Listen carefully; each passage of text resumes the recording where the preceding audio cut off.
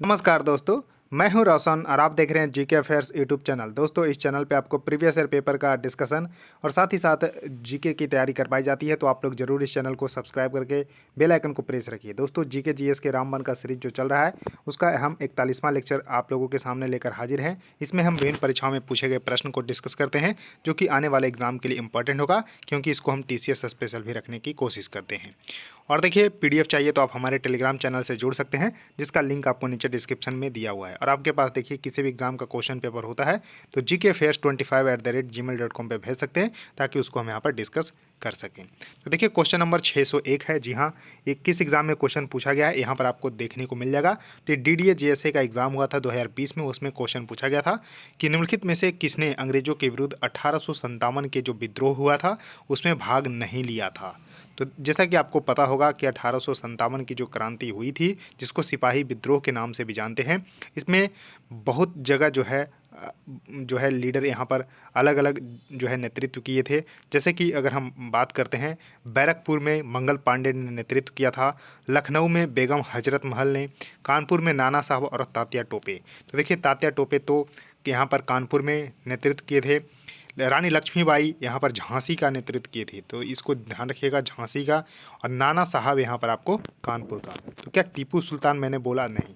तो इसका करेक्ट उत्तर होगा, जी हाँ, टीपू सुल्तान इसका करेक्ट उत्तर होगा। टीपू सुल्तान ने यहाँ पर आपको 1857 के जो सिपाही विद्रोह हुआ था उसमें भाग नहीं लिए थे। ये मैसूर के शासक थे, इनको भी जरूर ध्यान रखिएगा। तो करेक्ट उत्तर इसका बी सही उत्तर हो जाएगा। अब देखिए, नेक्स्ट क्वेश्चन है कि निम्नलिखित में से किस वेद में रोगों का उपचार है, यानी कि कौन सा वेदा जो है कंटेन ट्रीटमेंट ऑफ डिजीज। तो यानी कि रोगों के उपचार के बारे में बात की गई है। तो 4 वेद जैसा कि आपको पता होगा, ऋग्वेद, यजुर्वेद, सामवेद और अथर्ववेद। सबसे पहले का वेद है ऋग्वेद और सबसे बाद का वेद है अथर्ववेद। तो यहाँ पर आपको ध्यान रख लेना है कि सबसे बाद का वेद यानी अथर्ववेद में ही यहाँ पर रोगों के उपचार की बात की गई है। और संगीत का वेद है सामवेद। तो संगीत का वेद है सामवेद और अथर्ववेद में यहाँ पर रोगों के उपचार की बात की गई है। तो इसका करेक्ट उत्तर जरूर ध्यान रखिएगा, अथर्ववेद इसका सही उत्तर होगा। उसका देखिए, नेक्स्ट क्वेश्चन आपके सामने है कि डेल्टा रहित सबसे बड़ी नदी क्या है, कौन सी है। तो देखिए, भारत का इस तरह से अगर हम थोड़ा सा मैप बनाते हैं तो इधर आपको अरब सागर देखने को मिलता है पश्चिम साइड में, पूरब साइड में आपको देखने को मिलता है बंगाल की खाड़ी।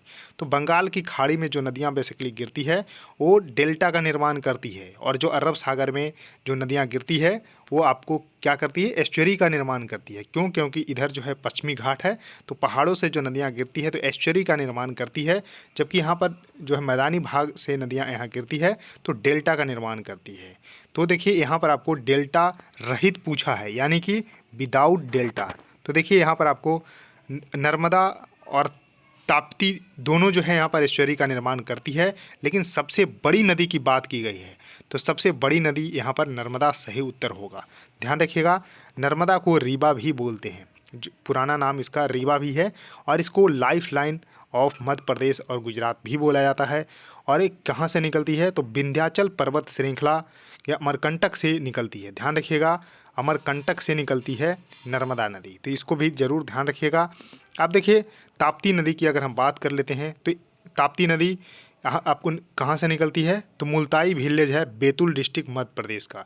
तो मध्य प्रदेश में बैतूल डिस्ट्रिक्ट है, वहाँ के मुल्ताई गांव से निकलती है ताप्ती नदी और ये अरब सागर में गिरती है। यानी कि अरब सागर में आपको गिरने वाली जो महत्वपूर्ण नदियाँ हैं उसमें नर्मदा, ताप्ती, साबरमती, लूनी, माही। तो इस तरह से 5 नदियाँ आपको जरूर ध्यान रख लेना है कि ये जो है आपको बेस्ट फ्लोइंग रिवर, यानी कि पूरब से पश्चिम की तरफ बहने वाली 5 नदियां हैं। तो नर्मदा, ताप्ती, साबरमती, लूनी और माही। तो इस तरह से करेक्ट उत्तर इसका ए नर्मदा सही उत्तर होगा। अब देखिए, नेक्स्ट क्वेश्चन है कि निम्नलिखित में से किस राज्य में थाका चित्रकला शैली के नाम से जाने वाली चित्रकला शैली लोकप्रिय है? कौन सा है? तो थाका। ध्यान रख लेना है कि थाका जो है पेंटिंग स्टाइल है, वो कहाँ से बिलोंग करता है? तो दोस्तों, वो बिलोंग करता है, यहाँ पर आपको जरूर ध्यान रख लेना है, तो कहाँ से? सिक्किम से। तो करेक्ट उत्तर इसका होगा बी, सिक्किम इसका सही उत्तर हो जाएगा। इसको जरूर ध्यान रख लीजिएगा। अब देखिए, यहाँ पर आपको नेक्स्ट क्वेश्चन देखने को मिलता है कि भारतीय जलवायु विज्ञान के संदर्भ में आईटीसीजेड का यहाँ पर पूरा नाम क्या है? तो दोस्तों इसका पूरा नाम है इंटर ट्रॉपिकल कन्वर्जेंस जोन। तो करेक्ट उत्तर इसका सी सही होगा। इंटर ट्रॉपिकल कन्वर्जेंस जोन इसका सही उत्तर होगा, तो इसको जरूर ध्यान रखिएगा। उसका देखिए नेक्स्ट क्वेश्चन है कि अश्विनी कुमार दत्त द्वारा स्वदेश बंधु समिति की स्थापना कहाँ की गई थी। तो देखिए क्वेश्चन से ही क्वेश्चन आपसे पूछा जाएगा कि स्वदेश बंधु समिति की स्थापना किनके द्वारा की गई थी। तो अश्विनी कुमार दत्त जी के द्वारा। और एक कहाँ पर जो है इसकी स्थापना किए थे, तो बरिशाल में। बरिशाल अभी वर्तमान में कहाँ पर है, तो बांग्लादेश में स्थित है। जो वर्तमान बांग्लादेश है वहीं पर बरिशाल स्थित है। तो बरिशाल में स्थापना अश्विनी कुमार दत्त के द्वारा स्वदेश बंधु समिति की स्थापना की गई थी। इसको जरूर ध्यान रखिएगा। अब देखिए नेक्स्ट क्वेश्चन है कि निम्नलिखित में से कौन सा एक तार युक्त वाद्य यंत्र है, यानी कि स्ट्रिंग इंस्ट्रूमेंट। तो अब देखिए स्ट्रिंग इंस्ट्रूमेंट इसमें यानी कि तारों के द्वारा जो है ध्वनि उत्पन्न किया जाता है। तो देखिए एक तारा इसका जो सही उत्तर होगा, इसको जरूर ध्यान रखिएगा। एक तारा इसका, अब एक तारा किस तरह से देखने को मिलता है, तो इस तरह से एक तारा है जो कि एक तार युक्त वाद्य यंत्र है, यानी कि स्ट्रिंग इंस्ट्रूमेंट है। इसको ध्यान रखिएगा।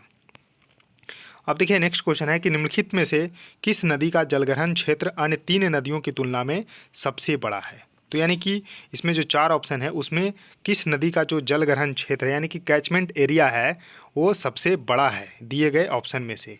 तो दोस्तों इसका जो सही उत्तर होगा वो होगा माही। तो करेक्ट उत्तर इसका बी सही होगा। ध्यान रखिएगा माही इसका सही उत्तर हो जाएगा। अब देखिए जो यहाँ पर जो 5 जैसा कि मैंने बताया कि बेस्ट फ्लोइंग रिवर है साबरमती, ताप्ती, नर्मदा, लूनी, माही। तो देखिए माही का कैचमेंट एरिया सबसे बड़ा है और इसका कैचमेंट एरिया कुल कितना है, तो 34,000, ध्यान रखिएगा 34,842 जो है किलोमीटर स्क्वायर इसका है। इसको जरूर ध्यान रखिएगा। इसकी टोटल लंबाई है 583 किलोमीटर, 583 किलोमीटर इसकी लंबाई है। 34,842 स्क्वायर किलोमीटर का कैचमेंट एरिया है। और मध्य प्रदेश के धार जिले के विंध्याचल पहाड़ी इसके मेहद झील से निकलती है। कहाँ से निकलती है, तो मध्य प्रदेश के जो धार डिस्ट्रिक्ट है वहाँ के विंध्याचल पहाड़ी के मेहद झील से निकलती है। इसको जरूर ध्यान रखिएगा। तो करेक्ट उत्तर इसका माही इसका सही उत्तर होगा। अब देखिए पेरियार आपको कहाँ, केरल की महत्वपूर्ण नदी है। इसको भी जरूर ध्यान रखिएगा। अब देखिए नेक्स्ट क्वेश्चन है कि 1897 में रामकृष्ण परमहंस के शिष्य स्वामी विवेकानंद ने रामकृष्ण मिशन की स्थापना कहाँ पर की। तो देखिए दोस्तों यहाँ पर आपको ध्यान रख लेना है कि रामकृष्ण मिशन की स्थापना सबसे पहले आपको पता होना चाहिए किसने की। तो यहाँ पर विवेकानंद इसका सही उत्तर होगा। ये भी क्वेश्चन कई बार पूछा गया है कि रामकृष्ण मिशन की स्थापना किसने की, विवेकानंद ने। कब की, ये तो क्वेश्चन कई बार पूछा गया है कि कब हुआ था, 1897 में हुआ था। इसको ध्यान रखिएगा। कहाँ पर किया गया था, तो इसको थोड़ा सा ध्यान रख लेना है। तो यहाँ पर बेलूर इसका सही उत्तर होगा। तो करेक्ट उत्तर इसका बी सही होगा, बेलूर इसका सही उत्तर होगा। अब देखिए विवेकानंद का जन्म अगर हम बात करते हैं तो 12 जनवरी 1863, ध्यान रखिएगा 12 जनवरी 1863 को हुआ था इनका जन्म। अब 12 जनवरी को राष्ट्रीय युवा दिवस भी हम लोग मनाते हैं इन्हीं के जन्म दिवस में, ध्यान रखिएगा। और इनका बचपन का नाम था नरेंद्र नाथ दत्त। नरेंद्र नाथ दत्त इनका बचपन का नाम था और कोलकाता में इनका जन्म हुआ था। और 1893 में खेतड़ी के महाराजा अजीत सिंह ने इनको विवेकानंद की उपाधि दी थी। 1893 में खेतड़ी के महाराजा अजीत सिंह ने विवेकानंद की उपाधि दी थी। तो इस तरह से थोड़ा सा जरूर ध्यान रखिएगा।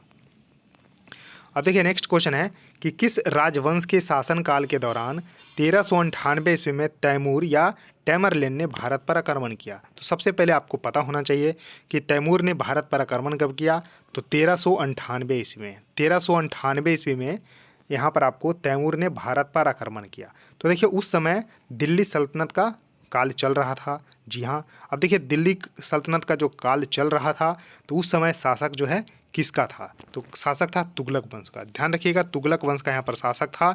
और उस समय शासन कौन कर रहा था, तो महमूद शाह तुगलक शासन कर रहा था तुगलक वंश से। इसको जरूर ध्यान रखिएगा। 1398 ईस्वी में जब तैमूर ने यहाँ पर जो है आक्रमण भारत पे किया था।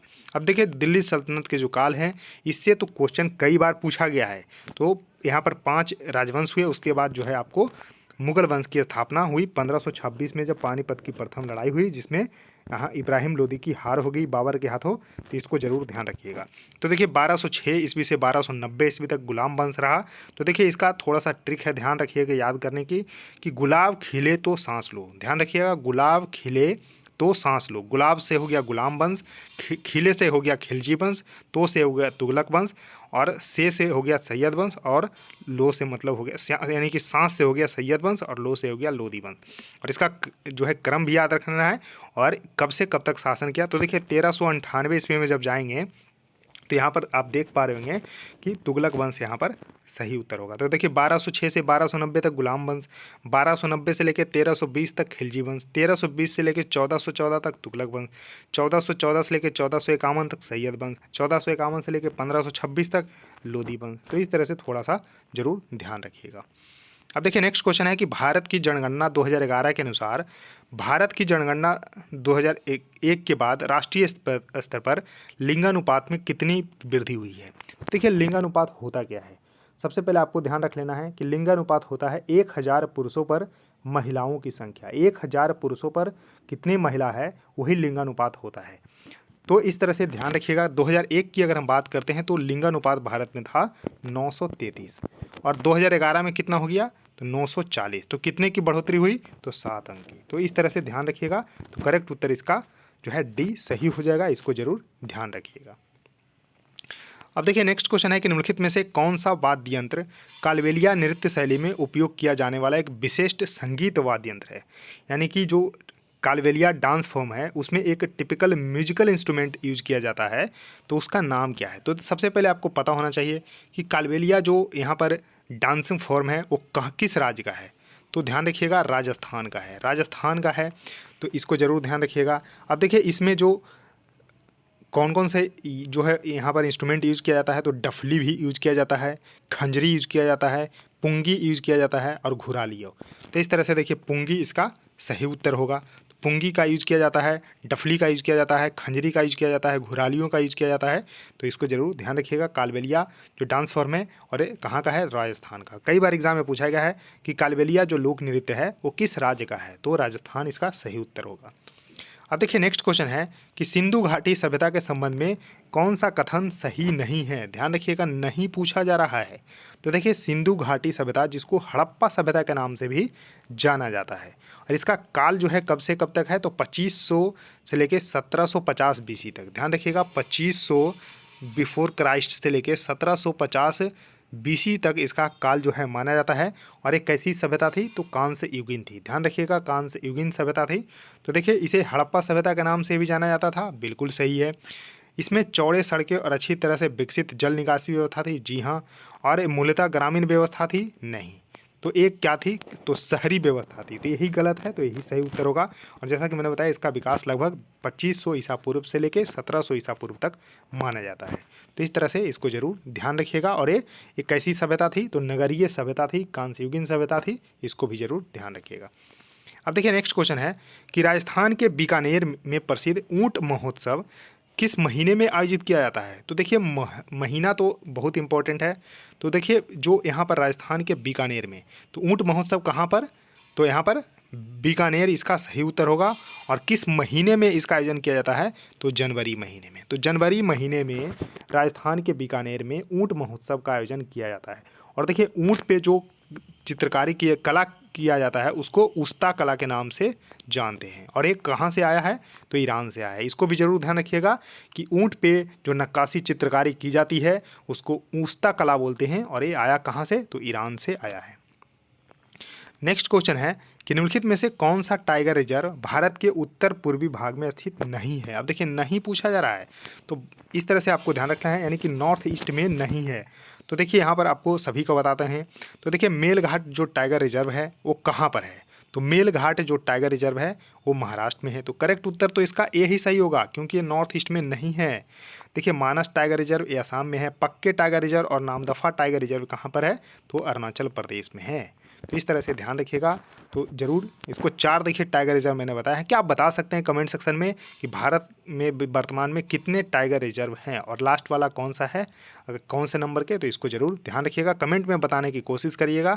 आप जाके थोड़ा सर्च करिए ताकि आपको भी कुछ यहाँ पर जो है सर्च करके याद रखिएगा, तो इम्पोर्टेंट होता है।